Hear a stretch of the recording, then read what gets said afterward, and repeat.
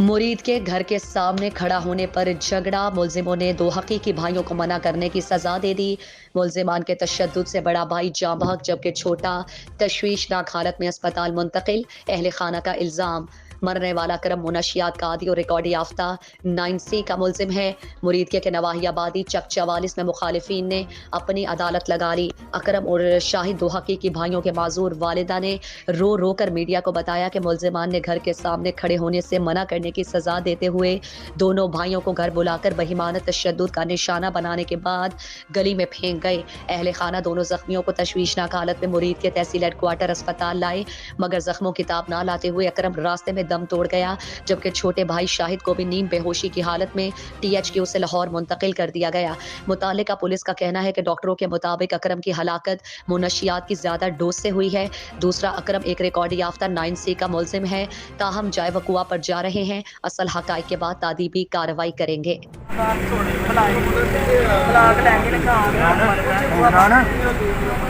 ਇਹਨਾਂ ਨੂੰ ਸਾਹ ਮੈਂ ਨਹੀਂ ਲੈਣ ਦੇਣਾ।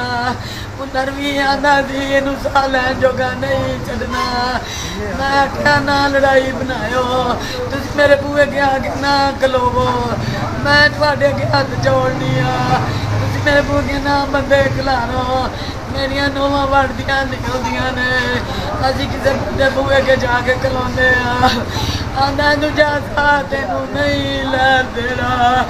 ਅੱਜ ਉਹਨਾਂ ਦਾ ਵਾਰ ਚੱਲ ਗਿਆ, ਉਹਨਾਂ ਮਾਰ ਕੇ ਹੀ ਸਾਹ ਲਿਆ। ਉਤੋਂ ਵੇਲੇ ਨੇ ਸਾਨੂੰ ਵੀ ਨਹੀਂ ਦੱਸਿਆ। ਆਣ ਕੇ ਆਂਦਾ ਚੁੱਕ ਲਿਆਵੋ, ਮੈਂ ਮੀਆਂ ਕੁੜੀਆਂ ਨੂੰ ਕਿੱਥੋਂ ਲਿਆਵਾਂ? ਕੁੱਲਰ ਨੇ ਕਿਹਾ ਮੈਂ ਚੁੱਕ ਲਿਆਵੋ। ਮੈਂ ਕਿਹਾ ਕਿੱਥੇ ਨੇ, ਕਿਹਨਾਂ ਨੂੰ ਚੁੱਕ ਕੇ ਲਿਆਵਾਂ?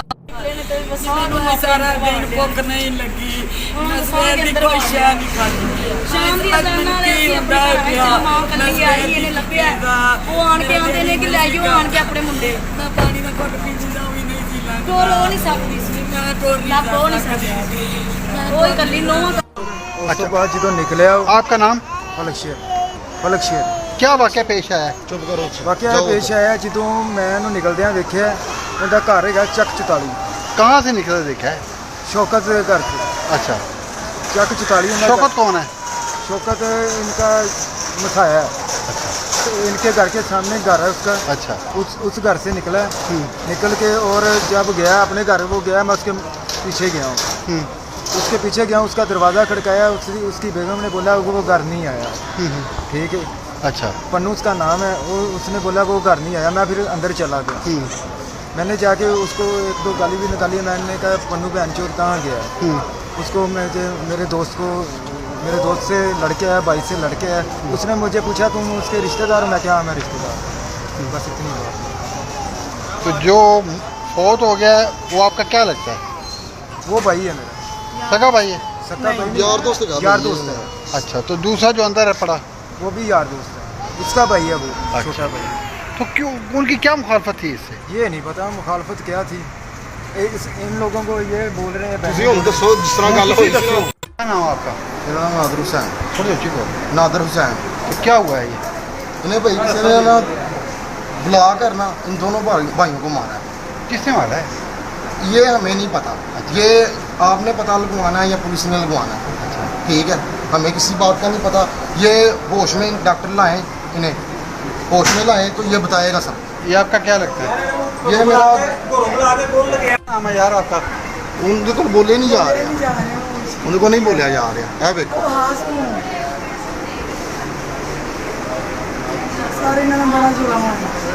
है, देखो ताकि अपने आप बंदा मार दे।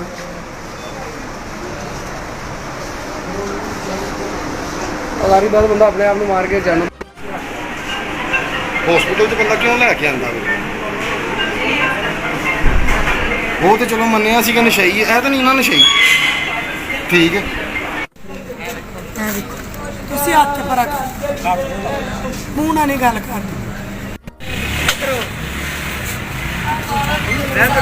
जी माँ जी, आप बताएंगे कि क्या वाक़या पेश आया आपके साथ? वाकया ये पेश आया, मेरे को बाहर निकलिया गेट चो, कैरी मेरी तंदुरुस्त। कौन? मेरा बेटा जी। बाहर निकलिया तो निकल के नाल सामने घर है अगों वो जेड़े मुंडे ने कहा सी ना कि तू ये तो खलोन तो डकिया मना किया है, ਇਹਨੂੰ ਬੋਲਣ ਜੋਗਾ ਨਹੀਂ ਰਹਿਣ ਦਿਆ। ਉਹਨਾਂ ਪਲਾਨ ਬਣਾਇਆ ਹੈ, ਕਿਸੇ ਦੇ ਘਰ ਇਹਨਾਂ ਨੂੰ ਲਗਾਇਆ ਨਹੀਂ। ਉੱਥੇ ਜਾ ਗੇਟ ਦੀ ਕੁੰਡੀ ਮਾਰੀ ਬਾਹਰ ਦੇ, ਇੱਕ ਨੂੰ ਅੰਦਰ ਸੱਟਿਆ ਹੈ, ਪਤਾ ਨਹੀਂ ਕੀ ਖਵਾ ਕੇ ਮਾਰਦੇ ਰਹਿਣ। ਇਹਨੂੰ ਲੈਟਰੀਨ ਦੇ ਬੂਹੇ ਅੱਗੇ ਸੱਟਿਆ ਬਾਹਰ। ਇਹਦੇ ਸਾਰੇ ਸਿਰ 'ਚ ਨੇ ਵੱਟੇ ਵਜੇ, ਲੋਹੇ ਦਾ ਵੱਟਾ ਥੌੜੇ, ਉਹ ਮਾਰ ਕੇ ਸਾਰਾ ਸਿਰ ਪਿਆ। ਇੱਥੇ ਮੂੰਹ ਤੇ ਨਾ ਗੋਡਾ ਰੱਖ ਕੇ ਚਬਾੜੀ ਡਿੰਗੀ ਕੀਤੀ, ਦੰਦ ਤੋੜੇ। अच्छा ਇਹ ਹੱਥ ਚਿੱਲਿਆ ਜਾਂ ਬਾਂਹ ਚਿੱਲੀ ਗਈ, ਮਾਰ ਮਾਰ ਕੇ ਮਾਰ ਦਿੱਤਾ। ਤੇ ਸ਼ਾਮ ਵੇਲੇ ਆ ਕੇ ਮੈਨੂੰ ਦੱਸਿਆ ਵੀ ਨਹੀਂ। ਇੱਕ ਜਾਣਾ ਮੈਨੂੰ ਉਹਨਾਂ ਦੇ ਵਿੱਚੋਂ ਆਂਦਾ ਹੈ ਉਹਨਾਂ ਨੂੰ ਚੁੱਕ ਲਿਆਵੋ, ਤੇ मैं ਪਿਆਨੇ ਕਿਹਨਾਂ ਨੂੰ ਚੁੱਕ ਕੇ ਲਿਆਵਾਂ, ਕਿੱਥੇ ਨੇ ਮੈਨੂੰ ਦੱਸ ਤੇ ਸਹੀ। कौन कौन कहता है कि उठा के ले ਉਹਨਾਂ ਦੇ ਵਿੱਚੋਂ ਕਹਿੰਦਾ, ਉਹਦਾ ਨਾਮ ਵੀ ਅਕਰਮ ਹੈ, ਨਾਲੇ ਭੁੱਲਰ ਉਹਨੂੰ ਸਾਦੇ ਨੇ। ਉਹ ਮੈਨੂੰ ਆ ਕੇ ਕਹਿੰਦਾ ਉਹਨਾਂ ਨੂੰ ਚੁੱਕ ਲਿਆਵੋ। ਮੈਂ ਨਹੀਂ ਕਿੱਥੇ ਨੇ, ਮੈਨੂੰ ਦੱਸ ਤੇ ਸਹੀ, ਮੈਂ ਉੱਥੇ ਜਾਵਾਂ।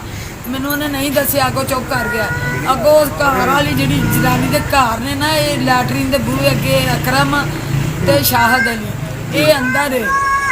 ਉਹਨੂੰ ਵੀ ਮਾਰ ਮਾਰ ਬੇਹੋਸ਼ ਕੀਤਾ ਨੇ। ਉਹਨਾਂ ਨੂੰ ਇਹ ਸੀ ਵੀ ਇਹ ਵੀ ਮਰ ਗਿਆ ਅੰਦਰ। ਉਹ ਵੇ ਤੇ ਬਾਅਦ ਤੇ ਉਹ ਬੁੱਢੀ ਸ਼ਾਮ ਵੇਲੇ ਆਣ ਕੇ ਮੈਨੂੰ ਆਂਦੀ ਹੈ ਉਹਨਾਂ ਨੂੰ ਚੁੱਕ ਲਿਆਵੋ। ਮੈਂ ਕਿਹਾ ਕਿਹਨਾਂ ਨੂੰ?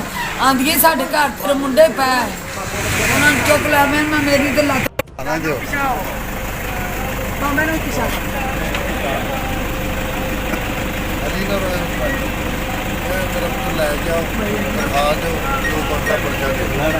जरा बताएंगे थोड़ा सा।